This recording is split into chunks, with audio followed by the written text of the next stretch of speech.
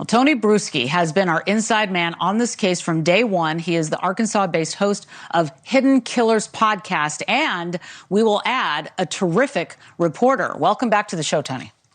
Thank you. Glad to be here, Laura. All right. So you've learned more information about the murders, including McGann's appearance as he came out of the woods. Tell us what you found out. Well, today in the appearance in court, the judge formally read the charges, 2 counts of capital murder against McGann. He was appointed that public defender from the Arkansas Public Defender Commission to represent him. And it's not just your average public defender. They needed a death-qualified attorney who could be assigned to this due to the capital murder charges, similar to what we saw in the Brian Kohberger case in Idaho. No individual names have been named yet as far as who the attorney actually is. He was ordered held without bond, meaning he will remain in custody in the Washington County Detention Center, actually the same place that Josh Duggar, as you remember from that whole scandal, was also being held for a time. The prosecutor requested and the judge granted an order prohibiting McGann from contacting the victim's family. No plea was entered today, but the arraignment now date set for August 25th of 25 at the Washington County Circuit Court. We will find out exactly what he's going to plea at that point in time. The 25th is the date that is set right now on the calendar, but that could possibly be moved up with scheduling adjustments. All right. Well, you know, there's been a lot of questions about McGann's background as a teacher. Man, we've been reading a lot about this, and we're hearing numerous accounts now about how he acted around children. So what are you learning? Well, here's the disturbing reality of how Andrew McGann, ended up teaching in Arkansas. I mean, despite multiple allegations of predatory and inappropriate behavior towards students in districts in Texas, and we are now starting to hear some unconfirmed allegations coming out of Oklahoma, McGann was never formally charged or even reported to authorities. Instead, he was quietly allowed to resign each time, leaving behind internal complaints locked away in confidential personnel files. Why is this? Because districts fear lawsuits, bad PR, and lengthy investigations, often leading them to handle these issues privately rather than involving law enforcement or child protective services. And compounding all this, there's no national database or requirement for schools to share disciplinary records when a teacher moves from state to state. So it's a systematic problem that really allowed this guy to fester as long as he did. Personal privacy laws and non-disclosure agreements further shield allegations from view. It's a glaring gap in mandatory reporting and inter-district communication that allowed McGann to bounce freely from one unsuspecting community to another until he allegedly ended up here in Northwest Arkansas committing these murders at Devil's Den State Park. And you know what, Tony, you know what really strikes me, too, is that the 2 little girls that were on the trail with their parents were ages 7 and 9, and those are the ages of the kids that he was teaching in some of these other states. And we've heard stories about inviting 9-year-old girls into the classroom to have lunch with him and giving them treats and candy and Sonic drinks and stuff like that. So I think that that's just really odd that he chose a family, a mom and a dad, with 2 girls about the age of the kids that he was teaching. But we'll find out more about that later as we move through the story. At this point, what are locals saying that this alleged killer has been caught? What's the mood like? Are people relieved? Are they mad? Because he was about to start teaching school, right? There's a sense of relief and a sense of anger at some point. The community is happy that he has certainly been found, and a big pat on the back to the authorities and the investigators that spent countless hours and 24 hours, 48 hours working this job and eventually bringing this alleged killer to justice. But the issue with it is this seemed to be a random attack. It wasn't an issue of domestic violence. This was purely random, and it's certainly going to be something that sticks on the mind of really anyone on the trails in Northwest Arkansas for some time to come. And before I let you go, Tony, I mean, again, you have done such a fantastic job, and for us as well. We thank you for your perspective, but I also understand that you've been taking some heat for your reporting on the attacks. So what's up with that? Well, a little bit about that. And first, I want to say my reporting has never been to insult the investigators and everyone who is working this case very diligently. It's more so on the fundamentals of the bureaucracy that handles it. The issues were 6 hours with the people in the park not having any notice that there was a homicide that was committed. And then 3 days of phone lines not working. People came to us expressing their leads, expressing what they saw, which ultimately led to the police sketch that we all saw and more detailed descriptions of the vehicle from our reporting that we handed directly over to authorities. So us calling them out on those issues of the 3 days with no phone line, that was simply to help. I'm sorry that it upsets some people, but clearly a glaring issue that hopefully in the future can be addressed. And we don't have to have that again should there be another emergency where people need to get information to authorities. They come to them first and not a podcaster. Yeah, well, I'm sure that people are glad that they know that this was going on before they went out on a hike. You did a public service, and I know that many people are thankful for your reporting. Tony Bruce. I think we need to admit something in our country. We have a predator problem. We have a big predator problem that we don't like to admit exists because we have now essentially designed our systems to make them disappear out of the immediate presence of us once we identify them. And it doesn't always mean that they're going to disappear into law enforcement's hands and be swept up and taken away. More so, we have created a system here where out of sight, out of mind. And if they're out of sight and out of mind, or there's somebody else's problem, well then, hopefully, thoughts and prayers that they don't do anything over there. But they do. And they keep doing until they get caught. We're talking about the Devil's Den case. Andrew McGann, who slipped through the school district's unchecked cracks. Now, this year may be going, what are we talking about schools for? Well, because we're taking the origin story route today. How did this man end up at Devil's Den Park in Northwest Arkansas, stabbing a mother and father in front of their 7- and 9-year-old children to death? How did he get here? And how is he an elementary teacher? And how has he been an active elementary teacher for the last 4 or 5 years in elementary schools all over this part of the country? We're going to dig into how that happened, and we're going to hear about his not so perfect history, allegedly, through these schools, and how seeing something and saying something has done absolutely nothing. Because that's what we have. See something, say something. And you do. And then people don't want to get sued. And they don't want to have to deal with possible defamation. And there's more protections in place in our country for predators than survivors and victims. And that's a big problem that we have. And it's usually in the vein and in the protection of rights and freedom and all those things that sound so lovely and wonderful. But if we're going to live in a free society, we're going to have to sacrifice some of those freedoms if we really want to get predators off our streets. We just are. Otherwise, they're going to keep happening. And they're everywhere. So how did this alleged predator, Andrew McGann, slip through the school district's unchecked cracks in the wake of the shocking double homicide at Devil's Den State Park in Arkansas, where 28-year-old Andrew James McGann began his murder spree? He was known as Drew McGann before then. Heard that from many teachers who worked with him at other school districts. He was Drew. He was just Drew. He was a little different at times, but he was Drew. He stands accused of fatally stabbing a married couple in front of their young daughter. The deeper investigation revealing the troubling pattern in his short teaching career.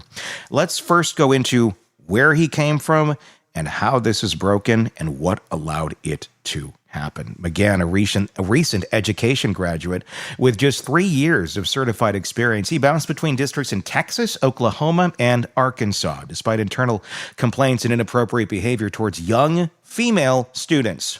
Oh, God, here we go. No criminal charges were ever filed.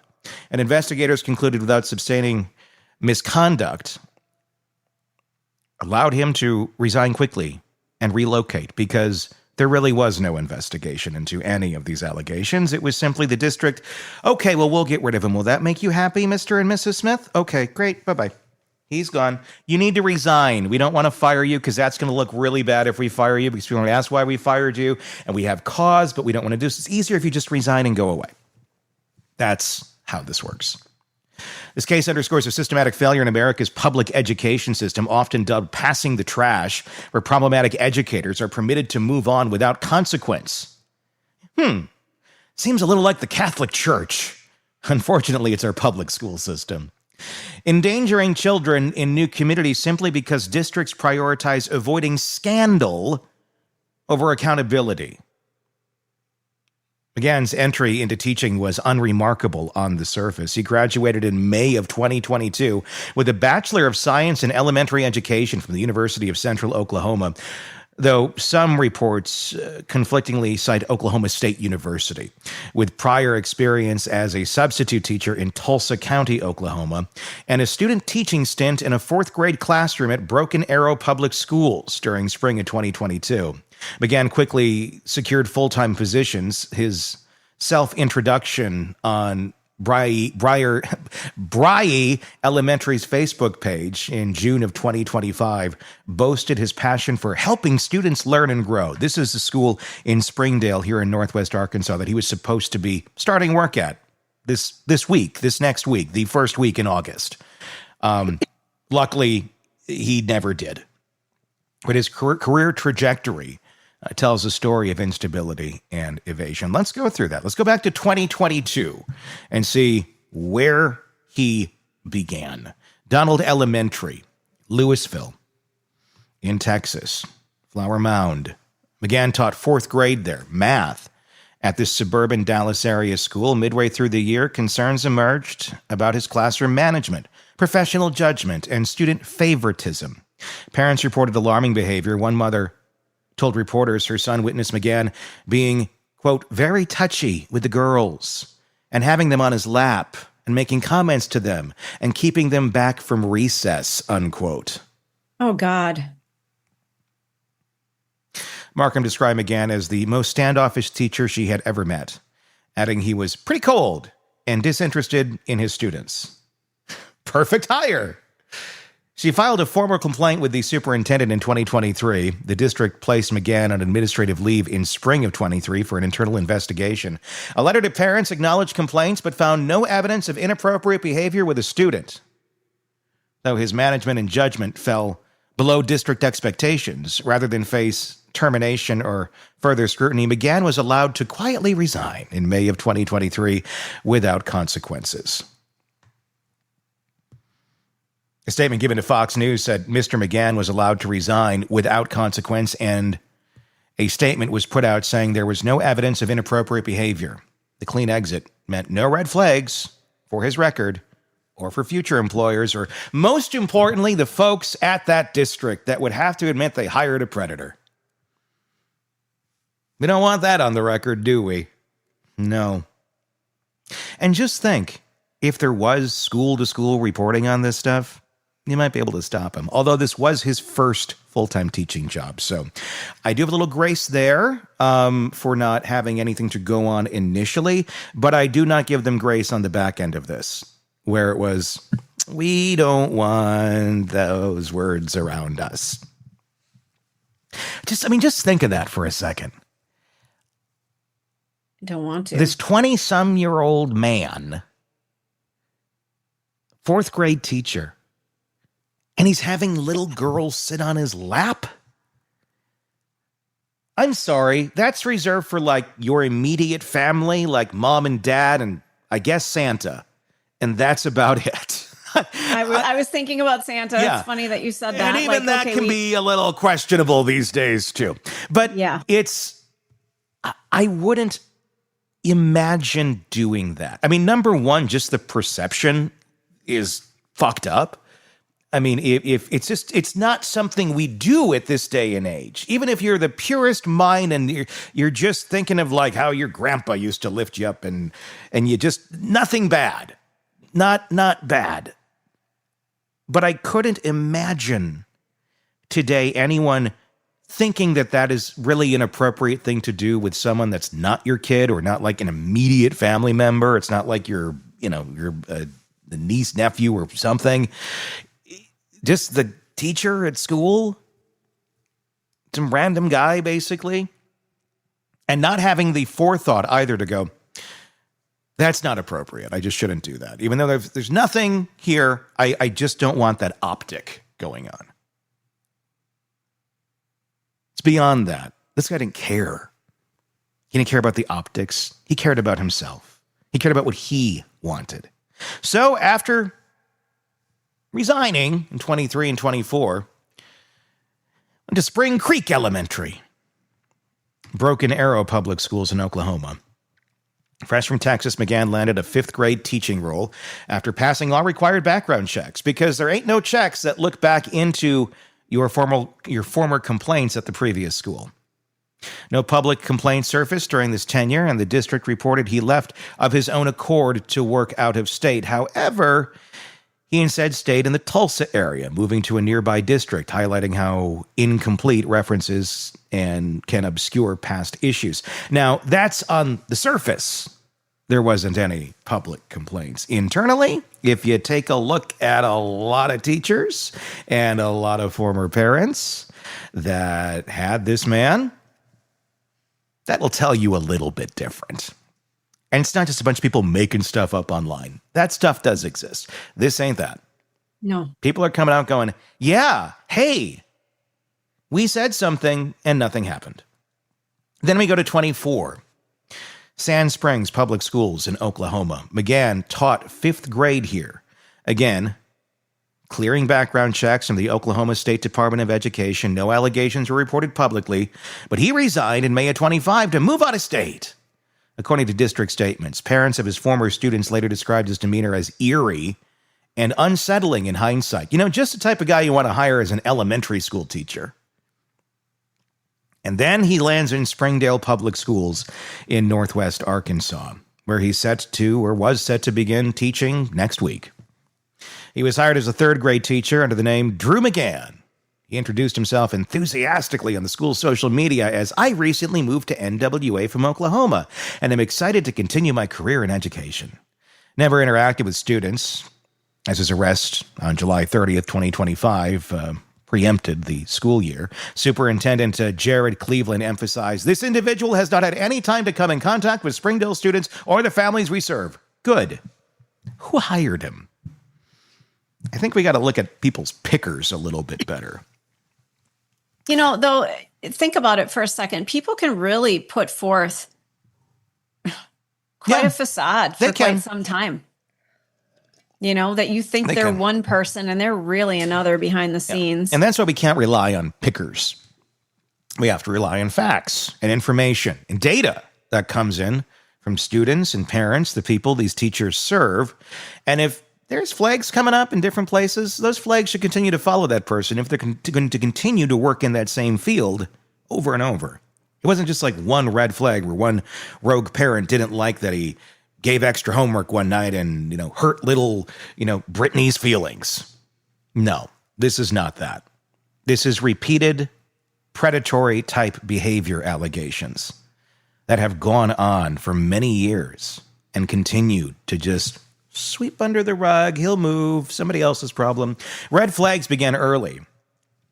Centered on McGann's interactions with young girls. At Donald Elementary, multiple students reportedly observed him favoring female pupils inappropriately, prompting the parental outcry. Quote, my son and several students witnessed Mr. McGann being inappropriate with little girls in the class and reported it to the principal at the time. It's also shared on Facebook. Despite the investigation, the lack of evidence allowed McGann to depart unscathed with no formal notification that could alert future districts. As one parent noted online, finding out he went on to kill a couple in front of their 2 little girls is horrifying, and the fact that there were warning signs and he was continually allowed around children is a travesty. Why isn't there a database? But again, if he hasn't been convicted of anything, how do we put people in a database that there's been complaints, but he hasn't been convicted? He hasn't been, he resigned. He wasn't fired for his behavior. So he's falling through the cracks. It's the way we used to hire people. You used to give recommendations. You used to give bad recommendations as well. I wouldn't call that a recommendation. You would give a bad referral if you get that call. But so often today, it's simply, verify employment. Were they there? Yeah. Check that box, yes or no. Yep, that's all you can do. And so they have background checks, which focus on criminal records, miss the unsubstantiated allegations as no charges were ever filed. McGann's story is emblematic of a nationwide problem of passing the trash, where school districts allow troubled teachers to resign rather than pursue messy firings or legal battles, effectively pawning the issue to the next employer. A 2018 USA Today investigation revealed hundreds of cases where educators accused of sexual misconduct simply moved districts without repercussions, often due to confidential settlements or incomplete disclosures. In McGann's case, Louisville's ISD's decision to let him resign after finding poor professional judgment, but no outright misconduct, enabled his seamless transition. Critics argue this prioritizes institutional reputation over child safety. It's not a suggestion, it does, with weak interstate reporting mechanics exacerbating the issue. And that's the big problem that we have. Experts like Terry Miller, president of Stop Educator Sexual Abuse and Misconduct and Exploitation, Sesame, by the way, have long advocated for mandatory national databases tracking educator misconduct, even unsubstantiated complaints, to prevent such shuffling. Without reform, predators like McGann, whose alleged random attack left 2 children orphaned, can exploit the gaps. Calls for accountability are out there. As McGann awaits trial on these 2 counts of capital murder, his case has ignited a lot of outrage among parents and educators. It's interesting. He's literally pulled the Band-Aid off of another problem that we have in our country with this problem by committing a completely different crime that has nothing to do with this. Or does it? This was a predator. He demonstrated his predatory skills in just another way, and a system never, ever stopped him. So why is this happening? Well, districts often withhold negative information, and I'm not saying this is right, but I'm telling you how it works right now. Districts often withhold negative information to avoid potential defamation lawsuits because they're very easy to file. If a district shares unsubstantiated allegations like complaints that were investigated but not proven, the teacher could sue for slander or libel, claiming damage to their reputation. It's especially risky with at-will or tenured employees, where sharing could be seen as interfering with future employment. Tenure laws in many states protect teachers from dismissal without good cause, and they need to all go away, making it legally challenging to document or share issues without solid evidence. Then you have the personnel record privacy. Teacher personnel files are generally considered confidential under state laws, similar to how FERPA protects student records. Through FERPA itself, it allows students, though FERPA itself applies to students, not actual teachers. That's why we saw Catherine Ramsland recently in an interview talking about Brian Kohberger, said that she still has to abide by FERPA law, even though he has been convicted of murdering those people. She still has to follow that law because his records are under seal under it, and she would be violating that if she were to talk about it. Sharing details from the internal investigation could violate privacy statutes, leading to laws against the district, or lawsuits against the district. For instance, some courts have ruled that records of public employee misconduct aren't automatically public if they involve unproven claims. No federal mandate for sharing. There's no national law requiring districts to share unsubstantiated misconduct info across state lines, while the National Association of State Directors of Teacher Education and Certification maintains a clearinghouse for credential revocations and serious offenses. It doesn't cover minor or unproven complaints, leaving gaps for educators to move freely. So essentially, we have a system that only reacts once the crime has been committed. Until then, all the complaints in the world can come at you, but until we can actually prove it, no one's going to know. And here's the thing with predators. They're predators because they know how to get past things. They know how to not get caught. That's kind of what a predator is. We've created a breeding ground for them. because the laws protect them, not the kids. There's also internal policies and NDAs that come into play here. You think of that when you think of Diddy, almost. NDAs.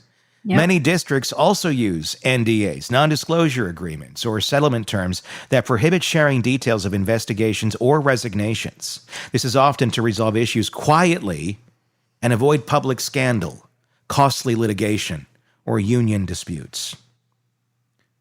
Policies prioritize neutral references, like we were talking earlier, only confirming dates of employment to minimize risk, even if it means omitting warnings. Union agreements and tenure protections are also out there. Teachers' unions negotiate contracts that limit what can be shared, emphasizing due process.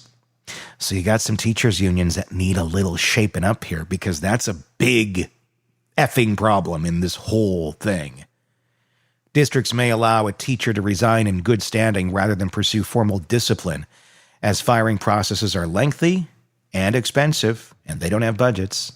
The quiet exit policy is common to avoid grievances and arbitrations. There's often no standardized system for interstate or inter-district sharing of non-criminal info. States handle educator misconduct reporting differently. Some require districts to report to state boards only for credential-related issues, but not for internal complaints. For non-certified staff, like aides, sharing is even rarer due to minimal oversight. So the burden on the educator in some areas, in some states, the onus is on the teacher to self-disclose past issues during hiring. And I'm sure all predatory teachers are doing that. And by the way, when I was over here, they accused me of putting children on my lap, and I got an erection, and they thought that was odd. I don't find that odd. Do you? They're not going to do that. No. Rather than on the previous district to report them, it shifts responsibility and reduces district involvement. Districts prioritize avoiding legal entanglements over proactive sharing because investigations that find no evidence of misconduct, even if judgment issues exist and many witnesses exist, they don't trigger mandatory reporting. This creates a loophole where educators with patterns of concerning behavior can bounce between jobs. And by the way, mandatory reporter, all teachers are. But here's the thing. When you mandatorily report something, it goes to the Department of Children's Services and Welfare. And each state's a little bit different. And each state, I can guarantee, is underfunded and running, a shoestring operation that is not efficient in any way, shape, or form. And you've just added another dot or another marble to their giant wall of marbles that they're trying to get through with their limited funding and staffing. So good luck having them take a look at that issue that you just filed that complaint on as a mandatory reporter. We have the system in place to report. We have the people who are reporting. We have a system that is not doing its job. Reforms have been proposed, like expanding national databases to include unsubstantiated complaints or requiring full disclosure references, but implementation varies by state. For example, some states have passed the trash laws, banning confidential settlements in misconduct cases, but enforcement is inconsistent. Ethically, it raises questions about child safety, as incomplete info sharing endangers students in new districts. Advocacy groups push for change, arguing that the current system values institutional protection over prevention, which it outright does. In summary, it's not outright illegal to share factual, substantiated info if it leads to a credential revocation. But the fear of legal repercussions from privacy violations or defamation makes districts err on the side of caution because they don't want to get sued. Policies reinforce this by favoring silence to dodge lawsuits and administrative burdens. If you're focusing on a specific state like Texas, Oklahoma, or Arkansas, from the McGann case, laws can vary. Texas has stricter reporting for certified teachers, but gaps for unproven claims. It's a system that clearly has been piecemealed together over the years and now is just one unworking blob of shit that doesn't know its hand from its foot, and allows these people to slip in and out of the cracks unnoticed until they strike. And he struck in a park and killed parents. So was his motive ultimately to get the girls? I don't know. I don't know what the motive was here. I don't know if there was a motive here. I don't know if this is a man who had a psychotic break and went out on this mission to kill. It doesn't make a lot of logical sense. And I know most things don't make a lot of logical sense with people who do things like this. But predators, they're not usually that stupid.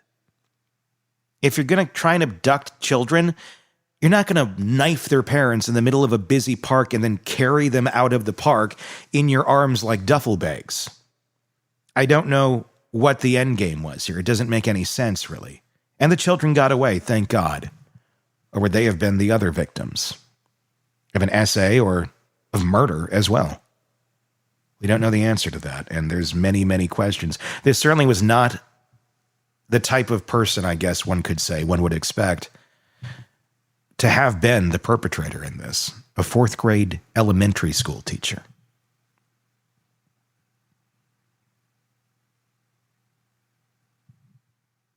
It's hard to understand where they come from and why they're able to do this. We can dig deeper into his past, into what may have made him the monster that he is, and I'm sure we will in the coming weeks and days. But for now, let's shed some light on some things that we can actually control. We can't control the mind of a madman, but we can control how we deal with them and how we find them, rather than after they kill or SA our kids. How about we start finding them sooner? Because a lot of people are saying things. Just nobody's doing anything that has the power to do it. What are your thoughts?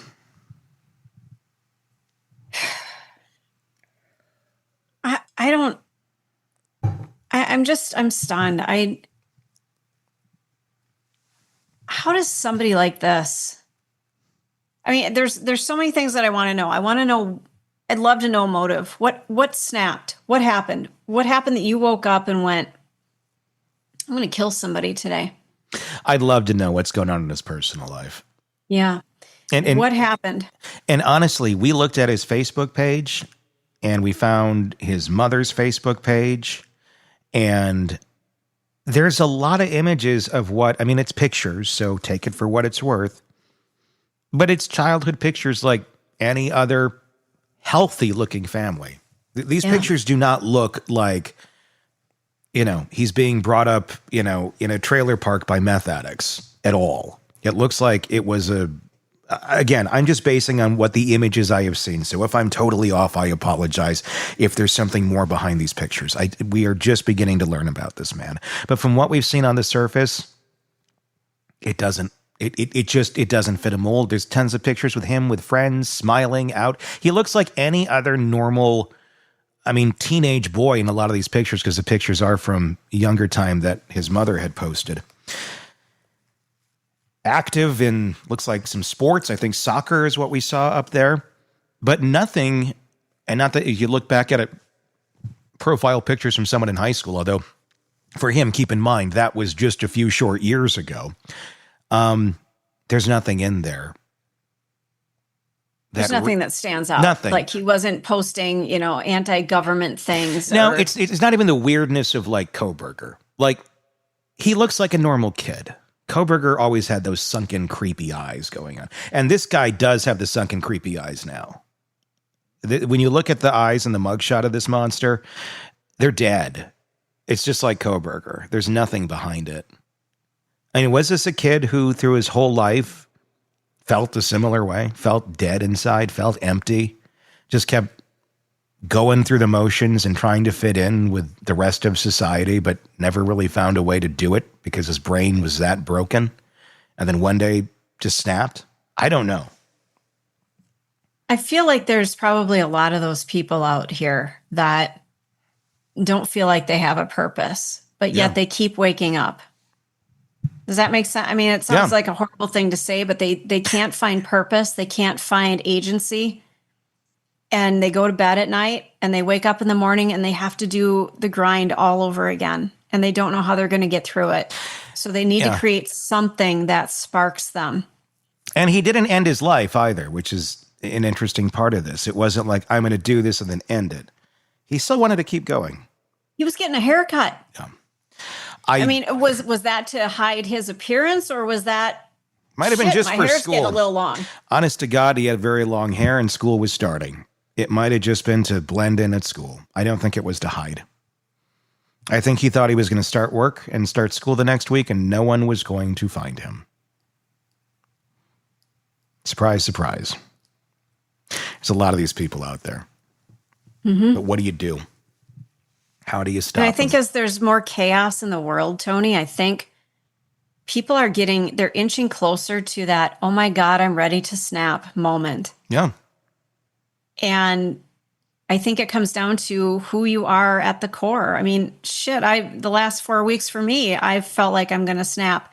But at no point did I ever think I'm going to go kill somebody. No, it's just been, I don't know how to manage what's happening in my world. I've never thought about destroying somebody else's life. Yeah. To me, it's like, I don't know what I'm going to eat for dinner. I don't know if I'm going to eat. I don't, it's more of an internal thing. Mm-hmm. These people, there's something about, I need to take out what's happening to me on somebody else. And I need to destroy other people. And I have a feeling there was something symbolic about that couple, about the mom, the dad, and the two little girls. That's the one he chose. I don't know what that symbolism is. I don't know if it's because there was two little girls there and he wanted to get to them, or if it was something about the family unit itself that triggered him. There's a lot of questions, and we're going to keep digging and find out more answers. Not at the end of the day that it's going to answer anything. We're like, oh, well, that totally makes sense. That explains why he did it. But I think it's more so to understand more of these formulas. And we know them on the surface. Children that come from this type of household or that type of household are more likely to commit X type of crime. We know that those things exist. We do absolutely nothing with those stats rather than just scare ourselves. How about we start looking at ways of helping these kids? How about we look at ways of educating these kids in a way that matters? In a ways that actually gets through to them, because our system is so broken and so disgusting and so effed up. We don't know what the hell we're doing. And we're raising armies of monsters. Not that they're all going to go out and kill people, but you have these kids that are so disconnected from the world, society, and how to interact with it, that we're seeing this. We're seeing these little zombies come up that have no idea what their place in the world is and what do they want to do. Rather than try and find their place in the world and put some effort into it, they want to destroy it. Because that's what they feel, and that's what they've been programmed to believe. Just destroy it. That'll help you. On a real visceral level. They're out there. This man could have been stopped. He could have been probably put away a long time ago for inappropriate actions with children. Or at least not allowed to continue to teach, which would then prevent him from ever getting to this state and bouncing to this state from the other two to teach here. And then maybe this wouldn't have happened. No, not in Arkansas. He may have done it back where he came from. It could have been anywhere. You're exactly right. Or would have that breaking the pattern, breaking him earlier on, would that have put him on a different path? I don't know. It just probably depends on the predator. Some are going to do it. They're determined no matter what. Some are very confused and making horrible choices. And maybe there's drugs involved. Maybe there's some sort of mental issue going on that if medicated or treated could prevent. We don't know the answer to that in this case. But we have a system that brought him here for employment under very, very flawed pretenses. So that's it. That's how he got here. That's what we know so far about Andrew McGann. We'll keep you updated Be sure to let us know what your thoughts are in the comments section on YouTube, and press subscribe wherever you're downloading podcasts or watching us on YouTube so you don't miss any of our content. We'll talk again real soon. Want more on this case and others? Then press subscribe now and don't miss a moment of true crime coverage from Tony Brueski and the Hidden Killers podcast. Now for our social story. We post the topics and you decide what you want to do a deep dive on. Now the choice is a couple murdered in Arkansas in front of their 2 young daughters, the presidential fitness test returning, and Lyme disease threat with doctors reporting a sharp rise in ER visits related to tick bites. And 42% of you decided you want to know more about the husband and wife murdered in Arkansas. Now, the suspect in the killings of a couple on a remote Arkansas hiking trail is now formally charged with 2 counts of capital murder. Podcast host of Hidden Killers, Tony Brueski, joins me now for the latest in this case. Tony, what have you been following in this case? There's a lot that we've been following in this case. Now that the man has been arrested, Andrew McGann, he is now been charged. And we are hearing that he has allegedly made an admission to the crime itself to authorities. He has not yet pled out in court. Coming up on the 25th, and they are possibly expecting a not guilty plea despite that admission that took place earlier this week. There was a DNA match that also helped authorities match it up to Andrew McGann. He was arrested in a barber shop in a salon just the other day when he was getting his hair cut. Police came in, made the arrest. We actually talked last night to the stylist who was that very salon cutting his hair, and the shock of what took place, realizing that the person whose hair she was cutting was in fact the man accused of murdering Clinton and Kristen Brink on that hiking trail in Devil's Den. And what more can you tell us about the suspect, Andrew McGann, and what are we learning about how he ended up teaching in Arkansas?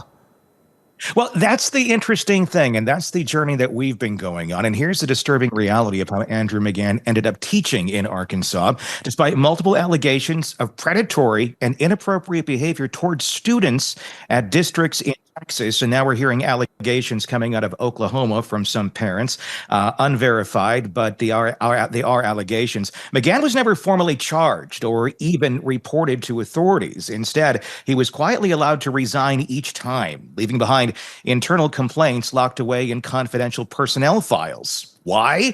Well, because districts quite often fear lawsuits, bad PR, and lengthy investigations, and there are laws at times preventing this information from traveling from district to district. It often leads them to handle these issues privately and internally rather than involving law enforcement or child protective services. On top of that, there's no national database or requirement for schools to share disciplinary records when a teacher moves from state to state. Personal privacy laws and non-disclosure agreements further shield these allegations from view. It's a glaring gap in the mandatory reporting and internal district communication that allowed McGann to bounce freely from one unsuspecting community to another until he allegedly committed these horrific murders at Devil's Den State Park in Northwest. And finally, Tony, what are you hearing about how the community is reacting to this killing of this married couple? I mean, this is a place where so many people in that area in the Ozarks go to hike and enjoy themselves. Yeah, hiking is a huge thing in this neck of the woods. You have one of the largest hiking systems and bike trails in the country. It is what people do. And they certainly cut back this last week after this horrible news came out. There certainly is a sense of trepidation. There is a sense of relief that he has been found. But the unsettling part of this is appears to be rather a random attack, not necessarily a domestic incident or something of that nature. So there is somewhat amount of fear that still exists out there, the fear of a possible copycat or others, and safety in general on trails out there with little to no cell service. What happens if something like that again? And I'm interested, you get a lot of listeners to your podcast. What are they most interested in when it comes to this case? The biggest thing is, how was this guy here? How was he able to be a teacher? He was actually going to be employed by the Springdale School District. He's one of the districts here in Northwest Arkansas, and he was set to begin teaching this very next week. Obviously, he's been arrested. That will not be happening. But the question ultimately goes back to that school system and the failures in reporting possible predatory behavior from district to district. All right, Tony Brueski, thank you for that analysis. Want more on this case and others? Then press subscribe now and don't miss a moment of true crime coverage from Tony Brueski and the Hidden Killers podcast.